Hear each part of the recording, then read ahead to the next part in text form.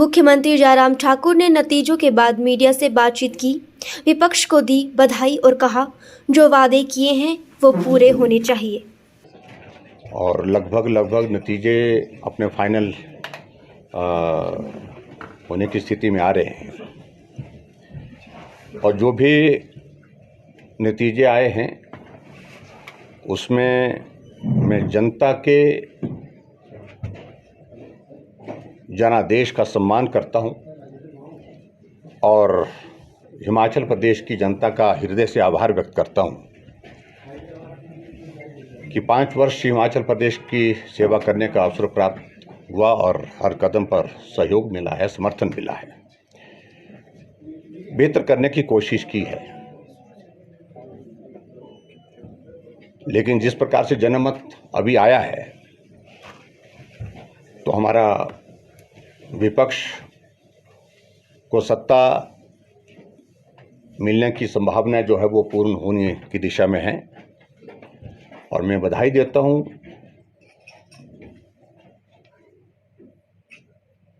हिमाचल प्रदेश के सभी लोगों का, मतदाताओं को विशेष तौर से,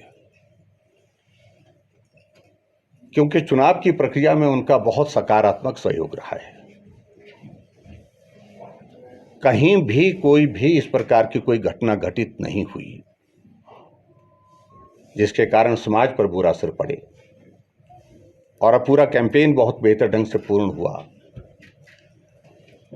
और मैं इस बात के लिए भी धन्यवाद करना चाहूँगा हिमाचल प्रदेश की जनता का कि मतदान में बहुत बढ़ चढ़ करके उन्होंने हिस्सा लिया है और अब की बार रिकॉर्ड मतदान हिमाचल प्रदेश में हुआ, सबसे बड़ा मतदान अब की बार हुआ है। उसके लिए भी मैं धन्यवाद करता हूँ और जनादेश का मैं सम्मान करते हुए आदरणीय प्रधानमंत्री नरेंद्र भाई मोदी जी का हृदय से आभार व्यक्त करता हूं जो इन 5 वर्षों में हिमाचल प्रदेश के लिए उनके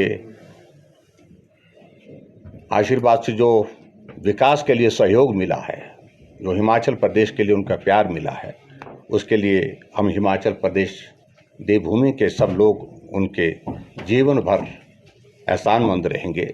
वो ऋण हम चुकता नहीं कर सकते हैं।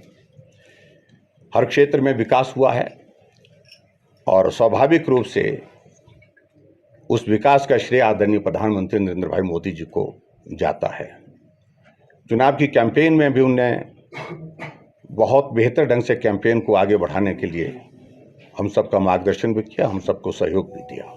हम किसी निष्कर्ष पर नहीं जाएंगे, कारण क्या रहे ये हम बहुत जल्दी नहीं, और हम थोड़ा विचार करेंगे, चर्चा करेंगे सब साथियों के साथ और अलग अलग तरह से फीडबैक लेंगे। कहाँ बागियों को संभाल नहीं पाए?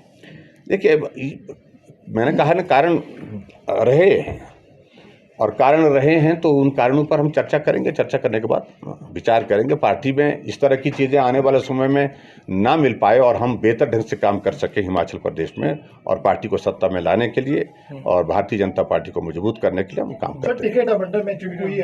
देखिए, मैं उस पर कुछ नहीं, मैंने कहा कि इन सारी चीज़ों का हम विश्लेषण करेंगे, उसके बाद देखेंगे। कांग्रेस बात कर रही है वो सारे एमएलए को लेके चंडीगढ़ जाएंगे। मुझे मालूम नहीं है क्या मजाक बना रखा है और ये परिहास का विषय बना हुआ है। विधायक हैं, वो चुन करके आए हैं और ऐसी परिस्थिति में इस प्रकार की बातों करने का कोई औचित्य नहीं है और स्वाभाविक रूप से हमसे कम है, लेकिन उन्हें अंदर की बातें जो उनकी हैं, जिस प्रकार की उनकी अपनी पार्टी में मुख्यमंत्री बनने की जो होड़ में जो लोग लगे हैं, जो दौड़े हैं, उनको शायद उससे ज़्यादा डर है। तो इतने ही मैं कहना चाह रहा हूँ, हमसे मत डरिए, खुद से डरिए। आम आदमी पार्टी ने कहीं वोट काटा? देखिए, आम आदमी पार्टी की प्रेजेंस ही नहीं यहाँ पर हिमाचल प्रदेश में हो पाई। अगर होती तो मैं समझता परिणाम अलग तरह के होते। की राजनीति को कितना उपयुक्त मानते हैं? नहीं, मैं नहीं मानता हूँ बिल्कुल भी। सर, गुजरात में लगातार बड़ी जीत हुई है इसके ऊपर। गुजरात को मैं बहुत बधाई देता हूँ आदरणीय प्रधानमंत्री जी को और वहाँ के माननीय मुख्यमंत्री जी को और भूपेंद्र भाई जी को बहुत बहुत शुभकामनाएं। और गुजरात इतिहास बना करके 27 वर्षों का लंबा भारतीय जनता पार्टी के शासन के बाद 5 वर्ष के लिए और एक टर्म जो है वो जिस रूप में मिली है, उसके लिए मैं जयराम जी बधाई देता हूँ। आपने कहा कि जनादेश का आप सम्मान करते हैं, लेकिन भूपेश बघेल कह रहे हैं कि बीजेपी कुछ भी कर सकती है। देखिए, उनके कहने का कोई मतलब नहीं हमारे लिए है। वो जो कहते हैं वो कहते रहे।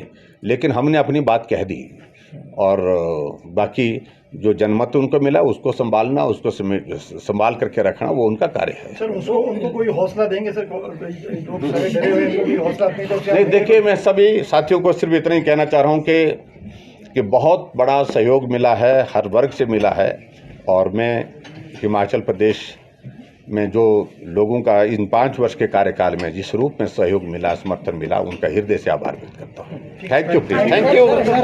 है उन मुद्दों का आप लोगों ने सही परिप्रेक्ष्य में जनता तक पहुंचाने में बहुत महत्वपूर्ण भूमिका निभाई है। मुख्यमंत्री जी, जो कांग्रेस के कुछ नेता हैं उनके बयान सामने आ रहे हैं, वो डर है कि कहीं हॉर्स ट्रेडिंग ना हो, खरीद फरोख्त ना हो, इस तरह की उनकी तरफ से। देखिए मुझे लगता है कि उन सारी चीज़ों को लेकर के मैं खुद ही विराम लगा देता हूँ। मैंने कहा कि हम जनमत का सम्मान करते हैं, उनका बहुमत आया, बहुमत संभालना मेरा काम तो नहीं है, वो तो उनका ही काम है, उस काम को वो करें। और मैं अभी थोड़ी देर के पश्चात अपना त्यागपत्र राज्यपाल महोदय जी को सौंपने जा रहा हूँ।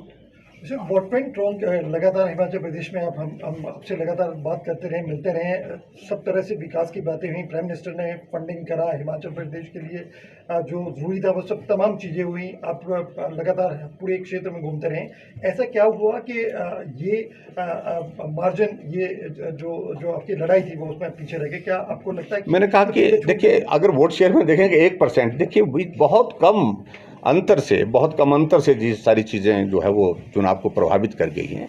और इस सारी चीज़ के लिए हम विश्लेषण करेंगे, हम बैठेंगे, चर्चा करेंगे और चर्चा करने के बाद फिर आने वाले समय में हम बेहतर कैसे कर सकते हैं। देखिए भारतीय जनता पार्टी आज देश की नहीं दुनिया की सबसे बड़ी पार्टी है, इसलिए हमारा केंद्रीय नेतृत्व भी इस पर विश्लेषण करेगा, चर्चा करेगा और उसके साथ साथ में हम सब लोग भी इस पर चर्चा करेंगे।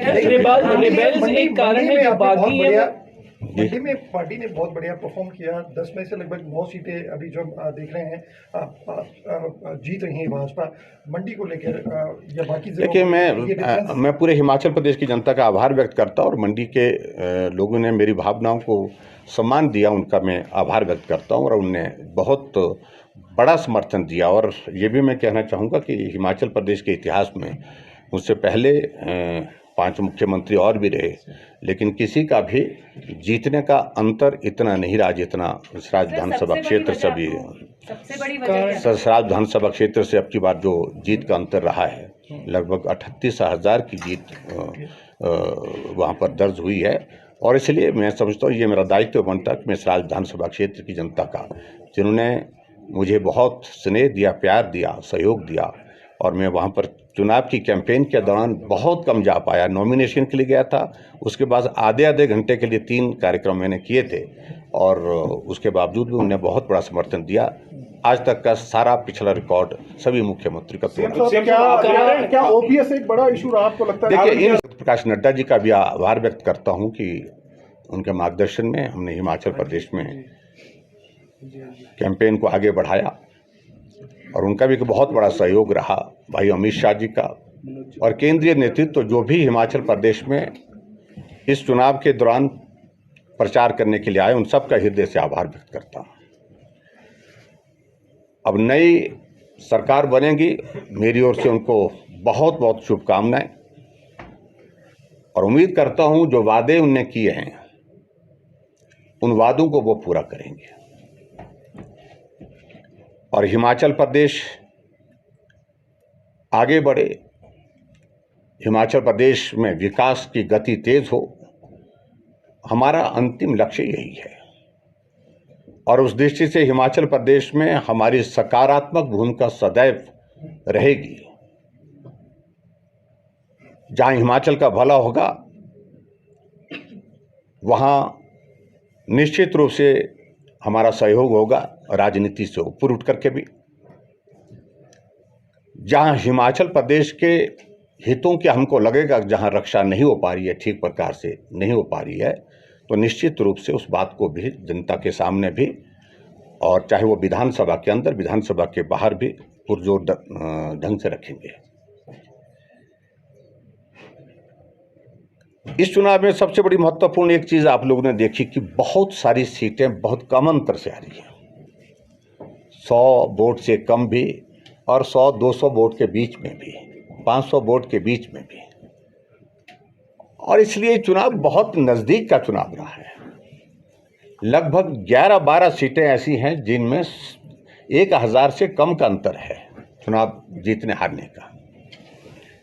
अगर वोट शेयर की अगर मैं बात कहूं, वोट शेयर में आप देखेंगे कि मात्र डिफरेंस जो है वो सिर्फ 1% का है, 1% का डिफरेंस है। लेकिन फिर भी उसके बावजूद सीटों के आंकड़े में कांग्रेस हमसे आगे निकल गई। और इसलिए मैं सिर्फ इतना ही कहना चाहता हूं, जो जनमत आया है उसका अभिनंदन, उसका स्वागत और उसका सम्मान करता हूं।